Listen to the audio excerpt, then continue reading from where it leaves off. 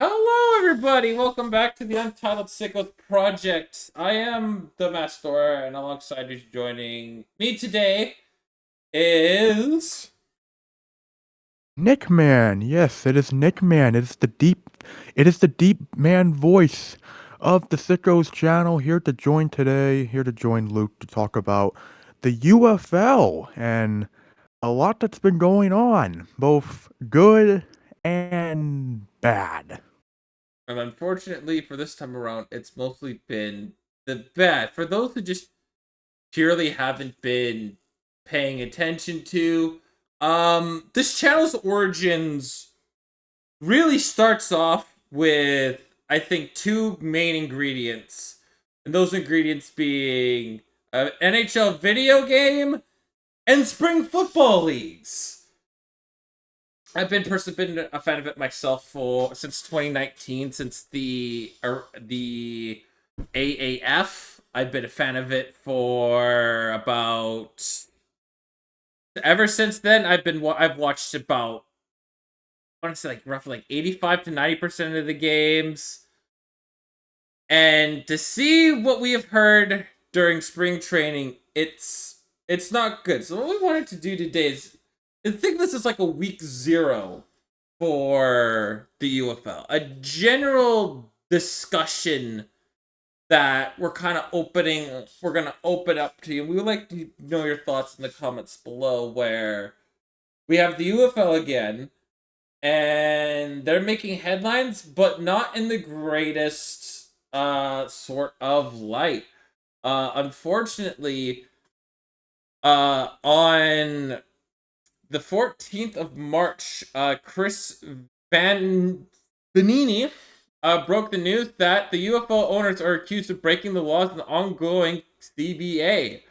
Their players are being reported unlawful conduct as part of the UFL, threatening to cut players because of their participation in protected union activities, cutting Quentin Dormady in response to his participation in unprotected union activities, creating new rules regarding player discipline to discourage players from participating in protected union activities, creating rules regarding player discipline that have a reasonable tendency to chill players from exercising their rights, denying union access to league facilities, threatening to remove union representatives from areas to which the union has lawful access rights, engaging in surveillance of player participation in protected union activities, creating the impression of surveillance with respect to player participation in protected union activities, threatening to discipline players because of their participation in protected union activities, and failing and refusing to provide information requested by the union that is relevant and necessary to collective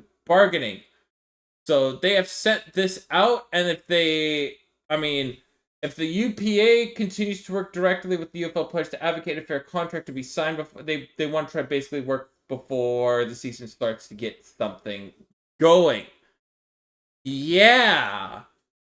So that's not good. Yeah, and It's just a reminder, this is this is only 2 weeks before the season starts.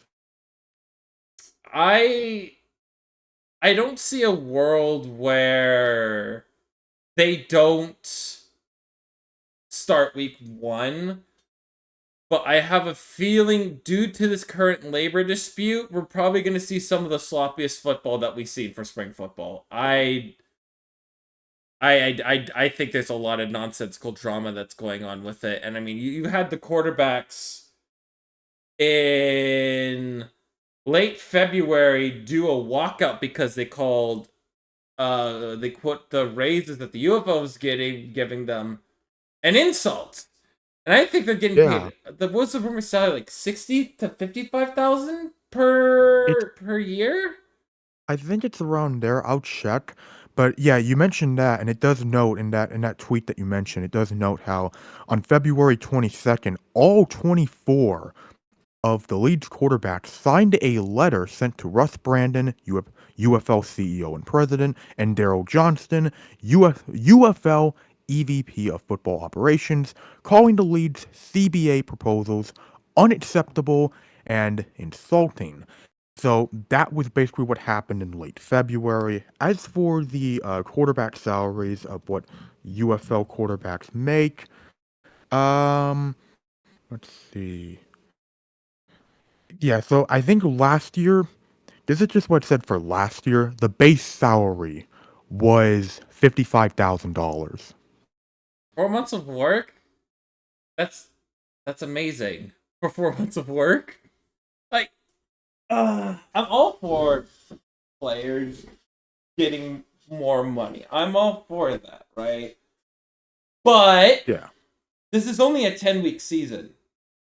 And the idea is, and this has been kind of how I've been thinking about it too, because my sister, she did a couple training camps for the BC Lions, and she's told me that a lot of the guys' mentality then, CFL is the same tier, is in like the same tier basis. The UFL, she says that a lot of the guys that are playing in the CFL, they know they're never going to make an NFL roster. So what I'm wondering is, do players that are currently in the UFL, do they not have much hope of making an NFL roster? So I'm trying to think that, you're trying to cash in, but there's also 52 other players that also would like to try and cash in. Hmm. And if the mindset Yeah, is and more has gotten to, because we have at least 6 seasons of evidence to whether to know where the odds of a player who plays in the UFL, they do very well when they can get onto a the final 53-man roster to end the season. I've seen a small handful of players do that. Have like actually, like, I think I can there's think four right now. Young Wei Koo, PJ Walker. There was a player that was played for, I believe, the Pittsburgh Maulers that signed a big contract this offseason, and Cavante Turpin. Outside of that, I haven't seen really anybody from the spring football leagues even make it, right? Like Alex Magoo, like he was on a team's roster for a year, then really didn't didn't really do much. And now he's back. yeah, and mhm. Yeah, if we really want to look at it, like, between something like the UFL and the CFL, I do believe that it is still a lot more likely for someone from the UFL to make the NFL than the CFL, but it's still very limited. Like, honestly, from what I've seen, just from the experience of these spring football leagues and the impact they've sent to the NFL, usually the guys we've seen make the NFL from these leagues have been special teams guys. Like one of the best examples being Jake Bates. Mm-hmm. Jake Bates, Turpin too.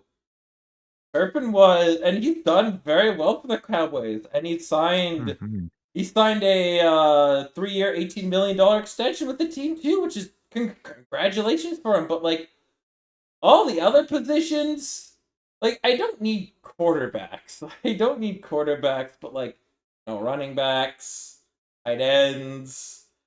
I think there's been like one guy on the offensive line. Like, there's none of been of that really flashy positions. So I see this whole CBA trying to get them as close to like a true minor league salary as possible, which to my estimation is they want to try to get 6 figures out of it. Hmm. Yeah. And it's just like, like staying on the topic of like the positions and all that. Basically, the summary of it so far is, well, if you play for special teams, if you do great at special teams in like the UFL or going back to other spring football leagues, chances are you're going to make the NFL and you can do very well in the NFL having come from a spring football league because, special teams guys are very valuable, especially considering that they're pretty limited. So something like the UFL has shown that, yeah, special teams guys are more than ready to make the NFL. But as you noted, other positions, it's far easier said than done because like it feels like if you're a quarterback, if you do well in the UFL, chances are the best you're gonna get is like a third string or practice squad. Like we did, one of the players that I'm still surprised just hasn't made an NFL roster is Breland Speaks. He's been the most dominant pass rusher in the USFL and in the UFL. Zero signings. He has not made a 53-man roster like at all. So like the telling sign to me feels that there's a lot of mixed things. There's the mixed signals that we're getting from is you see one side of the fence, they're like, hey, absolutely, players do need to get paid. But on the other side of the fence, I hate to be that guy. It's only 10 weeks. It's a 10-week season. It is they don't do I don't do they I don't think they even do OTAs, right? Like they Um, don't do OTAs. They don't do they don't do yeah, I don't think they do OTAs. so the amount because like the NFL, we know that essentially like how even college football, like there are guys that we're about to see in like next month or so, like squad versus squad matchups, right? They're about to start their off-season training program relatively soon if they haven't started already. Next month, there's voluntary workouts happening at NFL facilities. With the UFL, you're only working. The idea with the UFL is you work 4.5 months and then you work your way to a trade to at least make a practice squad spot. Right? It's realistically the amount of work is really just 4 months for guys. That's not and for $55,000 for 4 months. Like that's not bad. Because like what I'm Yeah, wondering is that they're looking at things like the AHL where they're making six figures. If you are an AHL player, you're making six figures.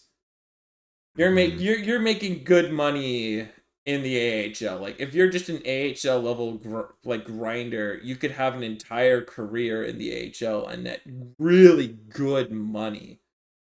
And for me, it's like I'm just looking at this as just from what I've even seen in last offseason where there was a team that did mass cuts and there was a guy that whose kid needed surgery and because he got cut he was no longer covered by his medical insurance.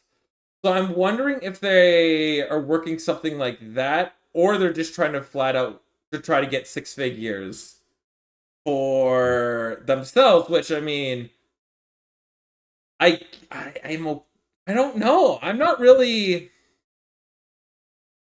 Yeah, really I don't know. I mean, in the case of this, it's like if it's something like, like the stuff where it's like, okay, if it's more for stuff like medicals and all of that, like, healthcare and all of that, that's completely understandable. I think that's something where, yeah, that feels like it's automatic that a union or a players association should fight for that. Absolutely. I don't think there's a doubt about that. That's something that should absolutely be covered, and there should be more structure in terms of, what is happening with the UFL and the players involved. But if it's something like, six-figure deals and all that for basically a 10-week spring league, then in that case, I really think the union is playing too much with their hands because it's just I understand why you want a pay increase because it's like, well, it's year 2 of the UFL. I get that, it's like, well, we've gone to year 2. I think we deserve a pay increase. Okay, that's understandable. But considering what we saw last year for the base salary of $55,000 for 10 weeks, asking for to go from 55,000 to six figures really is a it really feels like they're asking for a lot there, and I really don't think unless the UFL is just that desperate to just get this out of the way, I really don't think they're gonna get that.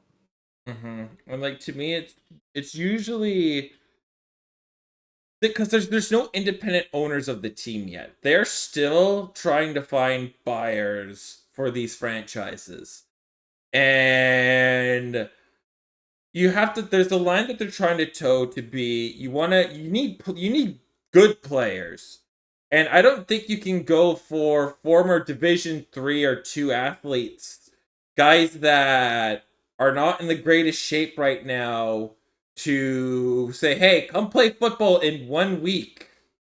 That's just gonna make Mhm. some sloppy product on the field. And again, from the looks of it, it just gives the league just a sore eye because more people tend to side with unions than the companies themselves. And kind of from what I've Yeah, been seeing it's online, bad PR. yeah, it's Like, it's it's really bad PR. mixed.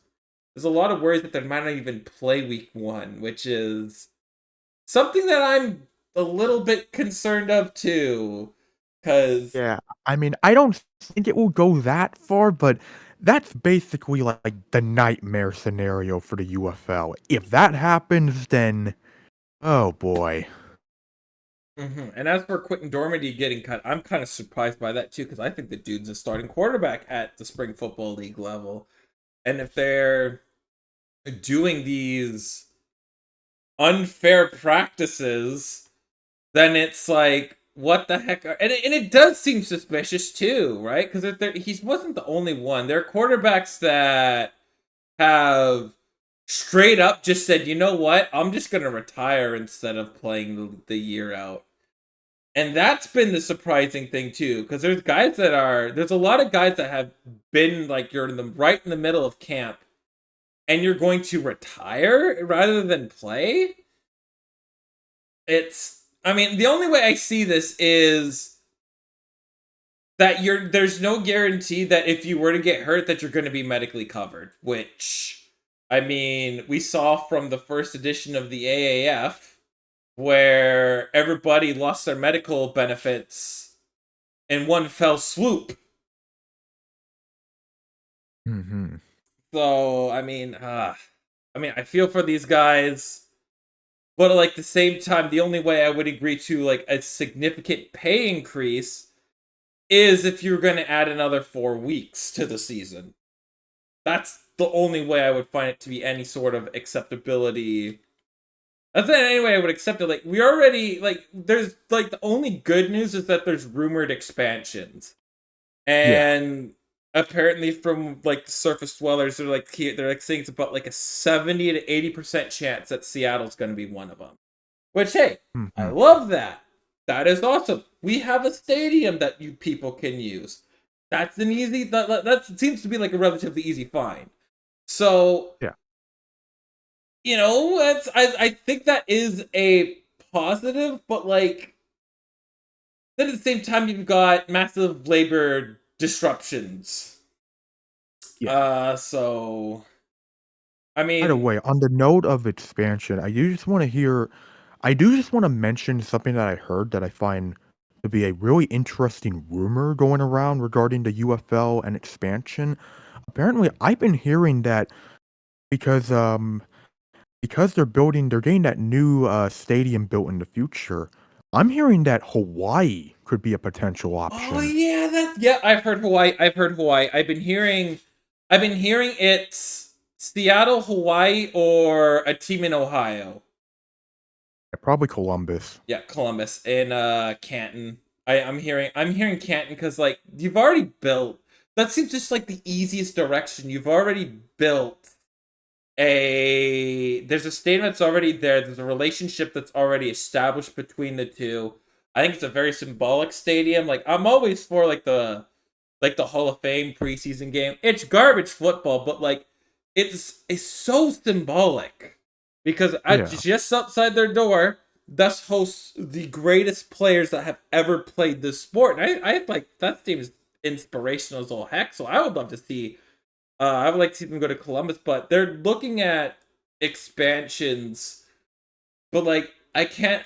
There's this good, like good signs. Like, oh hey, January, they're talking about expansions. I love this. This is a great sign. And then, oh crap, they're having labor disputes between the union and the league. Oh no. I mean, I find it kind of the Yeah. funny thing is the NFL is like, we support the players. Hmm. Ah, boy, NFLPA. I love you guys and all. But, like, do you know what would have been really great is if you would work with some, like, NFL owners to chip in a little. I mean, for them, it's a total. There's no reason for an NFL owner to try and invest any sort of money into the UFL. There's no motivation for them. It's the UFL is trying to build itself. The main goal for the UFL is you want to build yourself as the affiliate to the football. You want to be more than spring football, but Mhm. in order to get there is you're gonna get no support from the NFL, which Yeah. is disappointing. The only thing that a league's value has, like you look at the AAF, Tom Dundon just bought the gambling tech. He didn't care about the league. He just bought the gambling tech and was like, okay, I'm done funding this. You guys can stop playing. Like rather than just let them, like they were only like 3 weeks away from the season being done too. He's just like, nah, you guys can Mhm. stop playing. Yeah.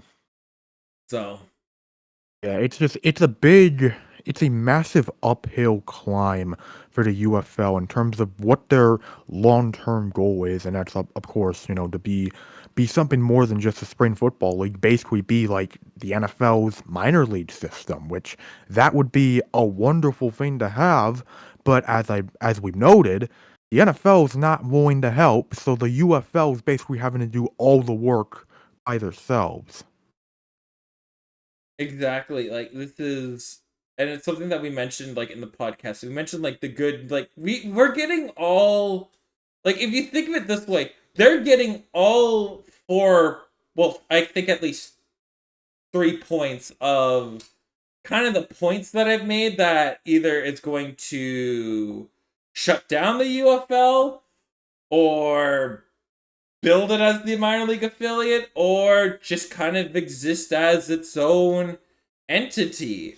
There's all points like up with what we've heard in the offseason. All points are going like the 4 points they made in the podcast during the welcome mat. Like three of them are being hit with like three of them have had news that are related to them.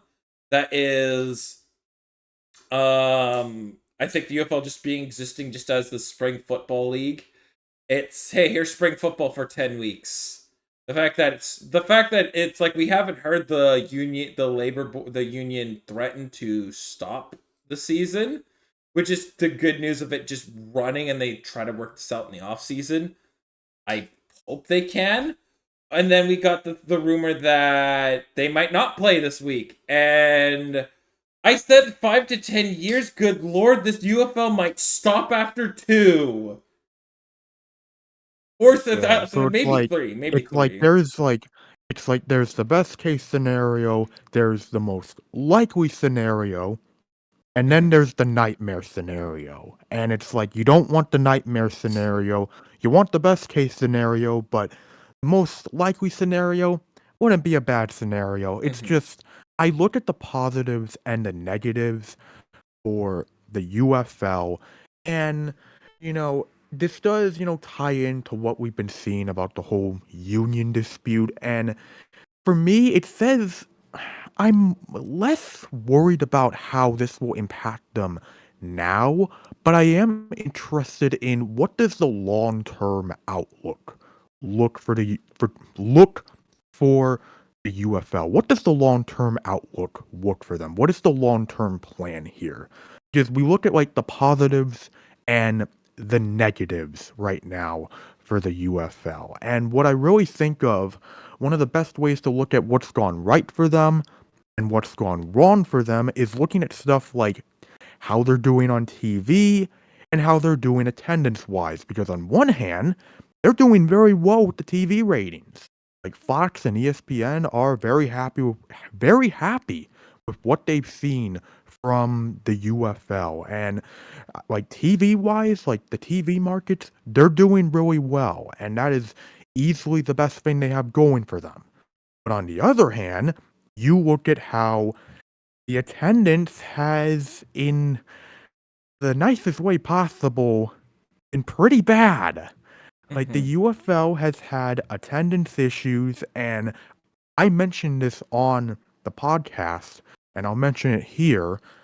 There was a report back in January. This happened in January that the UFL had parted ways with two of their top ticketing executives.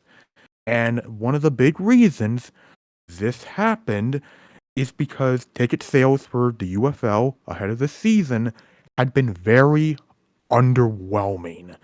And, this comes off a year where basically outside of, the Battlehawks and the Defenders, attendance for the UFL really just wasn't that great. Like, for example, Birmingham, which, they're the Birmingham Stallions for crying out loud. They were in the top 3 cities when it came to renewals for UFL teams, and they were under 40%. That says a lot. Yeah. And one of the things that is to note is that they've won the whole thing 3 times in a row now. Take Yeah, that, they're a Chiefs. dynasty. They're a dynasty in the making, and it's not like these tickets are expensive at all. But like the fact that Birmingham can't average 25,000 butts in seats, like it's not like that there's like I look at the promos that they've done, it's not like they're at all divisive, right? Like they've got the right well, I guess that that they had like the most political sponsor that makes you go hell yeah was the army. And Hmm. apparently because of it the army lost recruits, I guess. Yeah, that was quite the report. But regarding regarding that stuff, I mean, if there's anything I can really say about why this happens, why the UFL tends to have these problems, something that it seems like those who have called out the UFL, those who really love the UFL and will defend it, they all seem to agree on this point. The Mhm. UFL seriously needs to improve their local marketing. Because from what I've been seeing, the local marketing for the UFL, for like places like Birmingham and all that, it's not existent. St. Louis is probably the best example because I've always seen like even Anthony Beach or Beck Anthony Beck. I've seen St. That's Louis something. do stuff for the community. I don't see any other team doing it. Like the Battlehawks Mhm. are the one team that's been doing things unironically the right way. If anything, right? Like they're the ones that are actually doing stuff for the local communities. It's I mean, how the hell is there not any of these any teams in like Texas doing stuff, right? Like football is an American sport, but like the fact that there's 6 markets that just don't, it feels like they're not even trying. And one of those markets is in the middle of a dynasty. Like DC Defenders, people were mad at the beer snake. They're like, okay, we need to give the folks their beer snakes. We needed to give them enough beer snakes that will last them their entire life. Hey Jimmy, give these kids some more beer. Their snakes getting a little small. And then chug chug. Yeah, yeah. I mean, you mentioned the thing about Birmingham. They're in a dynasty. Not to mention, too, they're in Alabama. Like, this is an Alabama football market we are talking about here. And the fact that, interest isn't as strong as it should be, that really says a lot about the UFL and their local marketing. Like, they gotta do better. They have to do so much better when it comes to marketing their league because, I mean, it's not like these tickets. Like, let's go to Ticketmaster. Let's go to Ticketmaster here. Ticketmaster.ca. Let's go to UFL. Let's go 40 events. Let's take a little look see at it's I want to find one that's in Birmingham, March 30th. I'll That's do an one for Audi. example. I will do one for example because I have the St. Louis Battlehawks at the Houston Roughnecks, and tickets for seats are like $20. Yeah, You can 22. get good seats for $20. I mean, for like the good seats, well, yeah, these are all 20. Like these aren't expensive tickets. Like let's see if I can even try to find an expensive ticket. Like even just for close seats are actually going $100 or going for like $89 actually. Mhm. And $100. Yeah, I mean not bad. It's still like way better than any sporting event, but most tickets are just $22. These aren't Yeah. expensive tickets to get, right? Like Mhm. to me, it's the equivalent. Like $20 is the equivalent of going to like a local junior level hockey game. Like they're cheap tickets. Like, cause think of it like what you're paying for. Well, I mean, baseball's always going to be baseball. You can't really count because if you're in like even a medium sized market, tickets are like $10.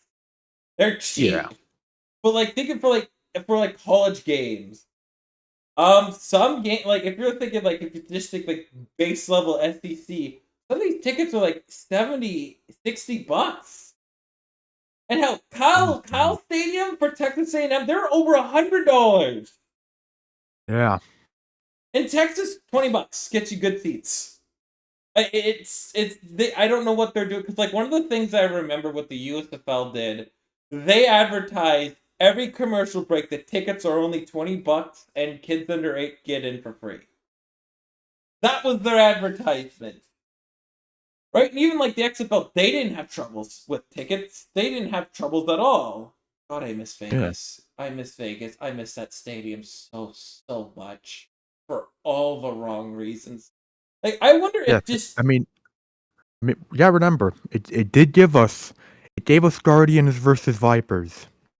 oh, that game was so good. That game was so great. Oh, I was like, dude, that's a genuinely good game of football. That's what the NFL would expect when they put two garbage teams out there. But oh, Yeah. that game was so beautiful. That game just has a special place in our hearts. But even though when you look at the Mm. XFL, right, they had games going in U.S. Camping Stadium, right? Yes.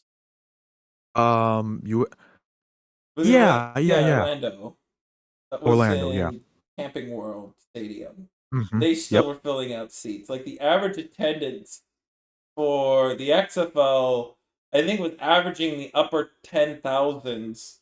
USFL not so much because I mean half the teams weren't establishing their markets, right?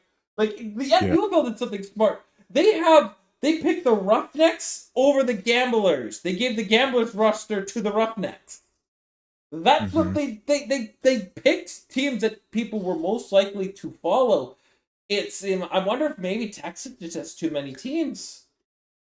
I think that's a good point because they have 3 teams, Mm-hmm. and, one of them's playing at the point we're playing at a different stadium because current stadium for them is, having to get renovations, and the other is playing at a former baseball stadium.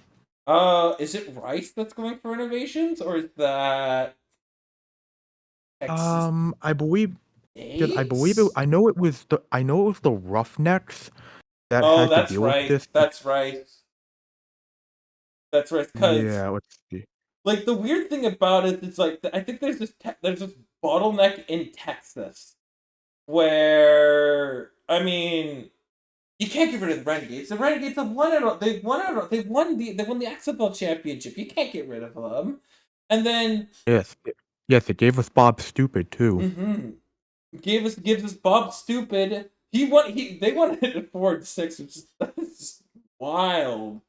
It was They also glorious. have you have the baby of Dwayne the Rock Johnson, the guy that probably has been funding at least a reasonable percentage. I don't think he's funding the entire thing. I think he's more just been on the side back burner. But like that's his baby though. And I mean the Roughnecks, I think that you would think they'd be the most recognizable team for Houston because the Roughnecks, when it was in the XFL 2.0, that stadium sold out. Yeah. So it's maybe we need PJ Walker back. Maybe PJ Walker is the answer. I And think maybe he we need signed him with back. someone. I think he might have signed with someone. I think he might have signed with the Brahmas. Oh no! Wait, no, my bad. He's been playing in the CFL. Uh, My bad. I think he's in the CFL. yep, with the Rising. Yeah. Calgary Stampeders. Mm-hmm. Yeah, he's in the CFL. Never mind. Never mind. He chose the CFL. Ooh. Damn, I think he would have easily been. That dude would have easily been on the Roughnecks. I think they would have put more butts in seats because people love PJ Walker. That 5-week And insanity run that he had. they would have loved them back. I mean, especially considering how the Roughnecks looked last season, they Mm-hmm. could really use them. They overhauled their roster just like the Brahmas did, so they're going to be looking like entirely different. So Mm. I mean, here we are right now. We have a season that's about to go underway in 11 days. They start Friday. They open Friday. The Roughnecks versus the Battlehawks in Houston. That is at TDECU Stadium. Yes, that is the stadium where they are used to playing at, because that's the Houston Cougars stadium. Because last Okay. season they had to play at Rice because Houston was getting their stadium, I believe, renovated. So that's why. Okay. So they're hopefully we can see. Hopefully we can see a good showing. And then yeah, us here at the Untitled Sickos Project will be watching that game live. Kind of a great opening kickoff. I mean, if you saw last year's opening kickoff for the football game, I mean, I don't know how you weren't I don't know how you weren't entertained watching that, especially what Jake Bates did. I Oh mean, the yeah. UFL is a league that will easily make good headlines for plays on the field, like easily. And hopefully, if there's an update, I can try to give you guys an update for week zeros when we for the week one previews next week. But until then, buckle up, folks. This is gonna be I don't want we don't want to make the meme where, hey Jimmy, we need another failing spring football league. Boys hungry. We don't need Mhm. another one of that at all. And if anything, at least hopefully there's somebody that can buy a couple of these franchises and try to get them into the NFL because I think they would do. You've already established a fan base with them. I think would do pretty well. And yeah, that's gonna do it for us today. If you are new here, click the subscribe button as we're gonna be covering the UFL as many games as we can. I'll be certainly watching it all, but we'll be covering as many games as we can, doing as many watch-alongs live as we can. If you're a spring football fan, hit the subscribe button, and we'll see you this Friday. Until then, have yourselves a good one. Peace.